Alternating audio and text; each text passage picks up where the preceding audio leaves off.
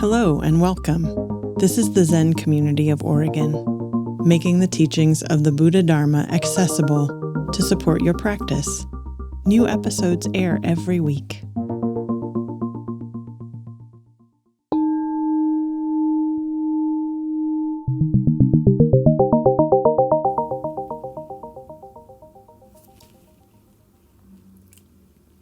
So tonight, I want to circle back to the koan from last week, which was koan 25 in the Hidden Lamp, Nyozin's Pale Moon of Dawn.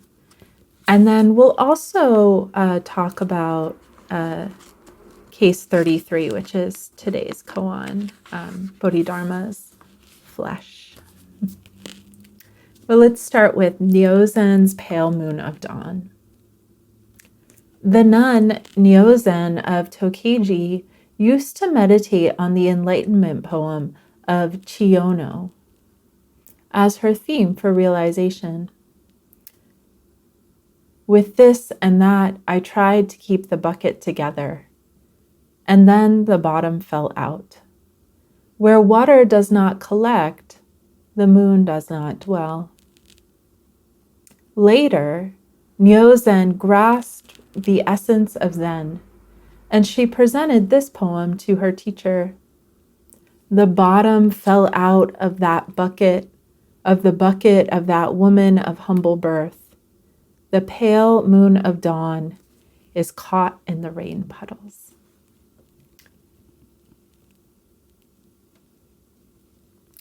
So, in this koan, Nyozin is studying or practicing with as a koan, like we're doing with the with the Hidden Lamp. She's studying this poem by another woman ancestor who lived about 100 years before she did. And Chyono, we didn't talk about Chyono, but her case is in here. It's on page 37. Let's see, what number is the case? It's case 7.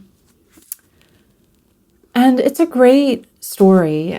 Just a little, I'll just say a little bit without reading it.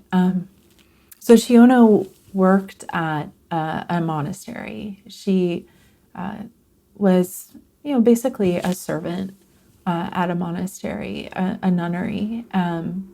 At the time that she was alive, and she really wanted to practice. She had a sincere aspiration to practice, but just the rules of the monastery were like she had to fulfill this job that she was assigned. And so she carried water. That was one of the jobs. So she did cleaning and cooking at the monastery. And at one point she goes to one of the teachers or senior nuns, and she was really distressed and said, well, like I can't practice, so how can I get enlightened? And the teacher said that you're not understanding it right. Everybody has Buddha nature, and you can awaken it. You can awaken to your true nature just like anyone else. So she gave her this simple practice of looking back at the source of thought, which is simple and not so simple. But she said you can do this practice anywhere. And so Chyono really took that up. And at some point when she was gathering water in her bucket that, from the way that the poem sounds, it sounds like she had patched the bucket together, probably quite literally, and the bottom actually fell out of the bucket. But also that's a really interesting analogy for how we create the self. We patch this bucket of self together with thoughts and stories about who we are. And, particularly in this koan, like one of the beliefs that is revealed in Chyono's story is a belief in not being good enough, for whatever reason. And a lot of us have similar belief of not being good enough, not being worthy. And then we patch together a sense of self based on that belief. And when that belief falls out or we see through it, suddenly that bucket doesn't work anymore. This bucket that we thought we were, that was really grounded in a certain belief. So, that sometimes happens in our Dharma practice, where we start to uncover something that we've been telling ourselves, and we start to see that it's not true or not the whole truth. It maybe served us in some way as we were growing up to try to make sense of the world, but it isn't actually serving us anymore, is actually preventing us from being our wholeness. So that's part of the analogy of Chyono's poem. But, there's more there. So in the commentary, she talks about the moon. And the moon, it's interesting. In Zen, we encounter the moon a lot, but we encounter the full moon, which the moon's only full 1 or 2, or appears full, like a few days of the month. And the rest of the month, it's waxing, it's waning. And actually right now, it's a dark moon. We're still in a dark moon. It was a new moon just a couple of days ago on Friday. But they don't write about the dark moon so much in the Zen stories. They always write about the bright moon. But it's interesting, in this story, Chyono's got this moon in her bucket, and the bottom falls out, and the moon, isn't there anymore. She doesn't see the moon anymore because there's no water collected in a bucket anymore. So in some ways, that's like the dark moon. You don't see it. But let's talk a little bit more about that moon, because it is a really beautiful poetic image that we encounter a lot. In the Zen tradition, the moon is often refers to our awakened nature. And the image of the moon reflecting in the water you find throughout the Zen tradition. So in the Genjo Koan, which some of you are familiar with, it's in the Great Vow chant book. And if you've come to a sesshin, sometimes we chant that chant during the lunch service before lunch.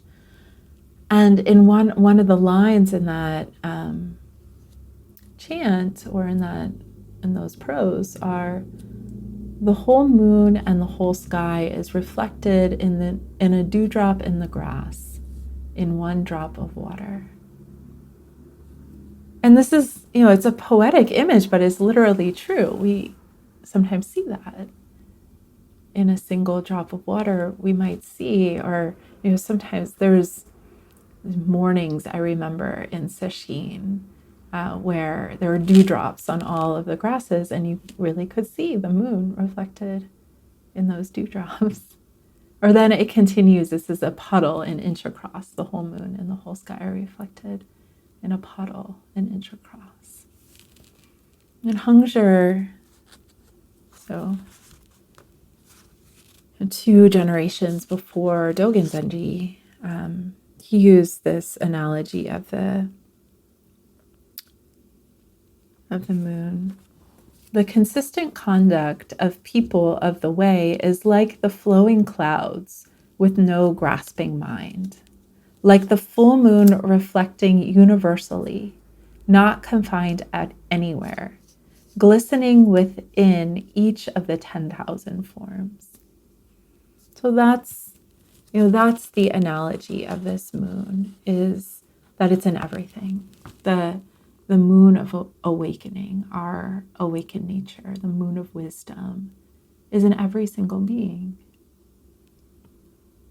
That light is reflected in all of us.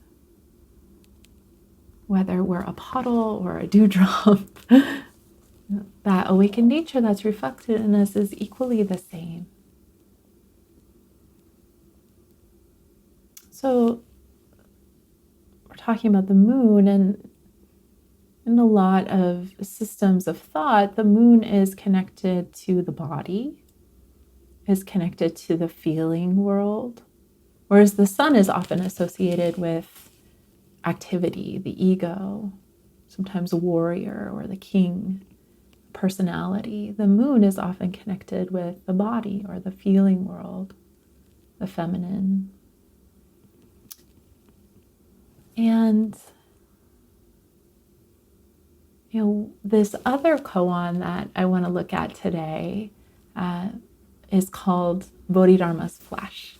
So it very much has to do with the body. And let's look at that koan, and then we can talk a little bit about how these two koans intersect or are in communication with each other. So this is called Zongzhi and Bodhidharma's flesh. This is case 33.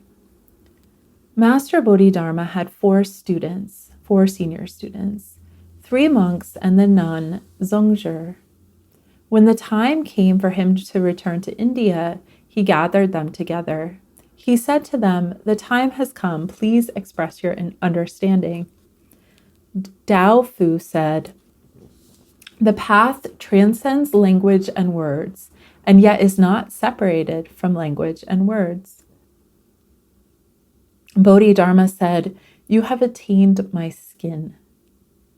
The nun Zongzhi said, "It is like the joy of seeing Akshoba Buddha's paradise, just once and not again." Bodhidharma said, "You have attained my flesh." Dao Yu said, "The 4 elements are originally empty, and the 5 aggregates are non-existent. I see nothing to be attained." "You have attained my bone," said Bodhidharma. Finally, Weika made a bow to the teacher and stood aside in silence. Bodhidharma said, "You have attained my marrow." So one point of comparison, like right from the beginning about these two stories, is that Nyozin is meditating on a poem from a teacher or a student, meditating on this poem of Chyono's that's, a poem that was written 100 years ago or 100 years before Nyozin encountered, or Nyozin was born or was practicing Zen. So there's this like distance of time and space between her, or, the way we relatively think about time, because that's something I want to explore together. What is time? But, relatively, the way we think about time is Nyozin never met Chyono. She had these words. She probably had a story like we do about Chyono and her life and her practice and where the poem, this kind of the source of the poem. But she was meditating on these words and had a realization, which is very different than, in some ways, is very different than Zongzhi, Bodhidharma student, who there's a really beautiful account of Zongzhi that's more fleshed out in Sally Tisdale's book, Women of the Way. That's a picture of the book. And what Sally Tisdale does is she takes the stories from maybe about 25 of the women ancestors, and she really fleshes them out. So she gets as much historical detail and accuracy as she possibly can, and then she breathes life into them, like making them more human, not just like some details that we know, like, oh, they were born this day and, did this and that. She gives Zongzhi a little more of a personality, or, fills in some of the gaps that we don't have. Critical embellishment, as some people would call that. But, she gets as many details as she can that are historically accurate. But in her account of Zongzhi's life, she talks about how Zongzhi was, raised in a pretty well-to-do family, had money, had choice in her life. And when she decided to ordain, her parents asked the emperor. So they had like a closer relationship with the emperor. And the emperor was very happy about that. And she was sent to a nunnery, and she practiced there for a fair number of years. But she just had this urge that she needed to travel on foot. And it was there that she ended up meeting Bodhidharma and was more of a kind of like mendicant nun, which wasn't very common in those days, at least as far as we know. So she was studying with and living with, or living alongside of for times, her teacher and these other two practitioners who were also following and studying their teacher. And like at that time in China, like what Bodhidharma was doing was pretty radical. Like most of Buddhism was happening and was quite popular in monasteries, and people were learning sutras and learning the decorum. But Bodhidharma was just meditating, and he was kind of like roughing it in some ways. Like he lived in a cave and then, they went and traveled on foot. So she was very much exposed to the elements. And so this, this quality of body, like in some ways, Bodhidharma's disciples were very embodied. They were connected to the earth. They were connected to each other as Sangha. And, they knew something about the practice of like putting your body into it, putting your body into Zazen, feeling the elements through your body. And so in some ways, it makes sense to me that the way that Bodhidharma transmitted the Dharma to his disciples in that final encounter was to affirm that they had attained his body, to give them his body. And in some ways, like that is very much part of the training when we're living and practicing together. We shape each other, we learn from each other. And probably you all have had this experience if you've been in a practice container like sesshin, or even if you've gone to the temple for one of the nightly sits or been to the monastery. You pick up things, people say things, and often the training, actually Enku and I were kind of joking about this on last Monday. Often the training is like quick and like, here are some pointers, and then you just do it with your body and you watch others and you get feedback as you go. So we're often picking up a lot of the Zen. What's transmitted in Zen is through the body, is through being with other bodies, doing the practice together. I mean, there's something quite miraculous or amazing to me, even, through Zoom, of when we're sitting upright with other bodies, whether it's in the same room or even over the screen, like it's really different than when we're sitting alone in our houses. Same posture, but like it's those other bodies we're being, taught, something's being transmitted through body to body. So that, that can sound really different than Nyozin's meditating on a poem.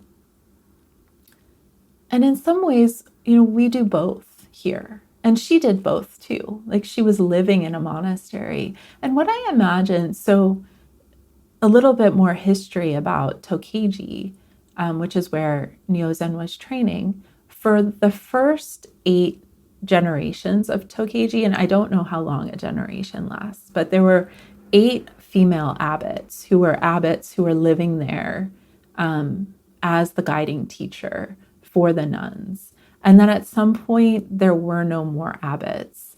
And they had to go, so the nuns still trained at Tokeiji, but they had to go across the street to Enkokuji, which was a male monastery.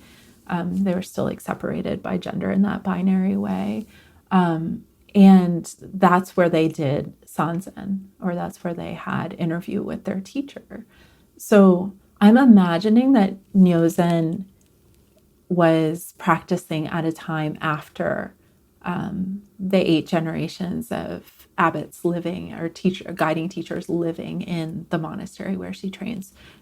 And what often happened, so Tokeiji developed this, where they developed their own koan curriculum, and we'll talk a little bit about that next week, because we'll read one of the original koans that came from their curriculum.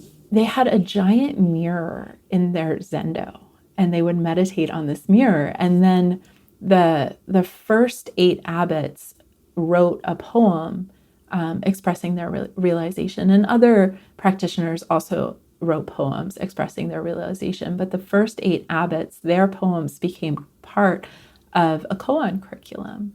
So their descendants would work on their poems as koans, and they would work on them and present them to the guiding teacher at Enkokuji, who was their guiding teacher. They didn't live with him, but they would go over to the monastery that was across the street and present those koans that they were working on. So I'm imagining Nyozin was part of that, and she's working on this poem from Chyono. Like, we only know so much about the koan curriculum that they developed. We know it included these 8 poems, but now also maybe it also included Chyono's poem and maybe other women ancestors. That would be interesting. I wonder if anyone is ever going to get to do that research of what was that koan curriculum that developed. There, in the commentary, the teacher who wrote the commentary, she talks about how rare it is actually to have a woman practitioner studying a woman teacher's poem and like having a realization and then writing her own poem. There's another book called Zen Echoes, which the first teacher is Miaozong, and then 2 nuns from the 17th century are reading this 13th century woman's commentary on, I think, 43 koans that are taken kind of miscellaneously from other koan collections. Not all of them koans about women ancestors. But she writes, this 14th century female practitioner writes poems, and then they write poems in response to her poems. It's a great collection if you're kind of interested in this niche of like women practitioners learning and being influenced by other practitioners throughout the centuries of the Zen tradition. One of the things I loved in the commentary is that, let me see if I don't remember her name. Let me look it up real quick. Kua Minogu. She talks about taking these poems, now Nyozin's and Chyono's, and bringing them into retreat and working on them with people in retreat. So, and then she presents at the end of it, she presents her poem, which is Nyozin's Moon. Ice crunches on the garden path. The pale moon of dawn opens the zendo doors. Snowflakes melt in the heat. But that's something we could try. Could spend the next week reflecting on these poems as the moon starts to get a little fuller. Our moon in the sky, and see what comes forward in you, and maybe write it down as a poem in response. And that's part of what we're doing by studying the hidden lamp, is we're beginning to internalize these stories, these poems of awakening, and bringing them into our own practice. So even like a practice of noticing the moon is a really beautiful practice.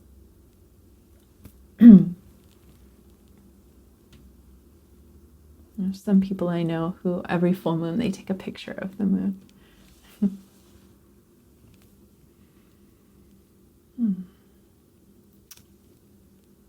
So I'll end there for now, and I'm curious if you have any reflections or thoughts about either of these koans.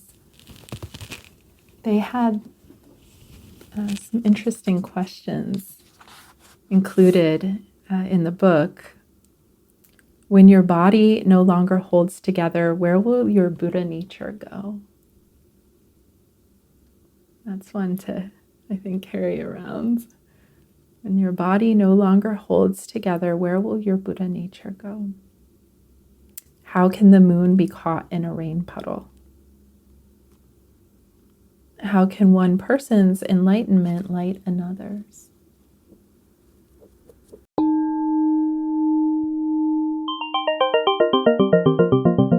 Thank you for listening to the Zen Community of Oregon podcast, and thank you for your practice. New episodes air every week. Please consider making a donation at zendust.org. Your support supports us.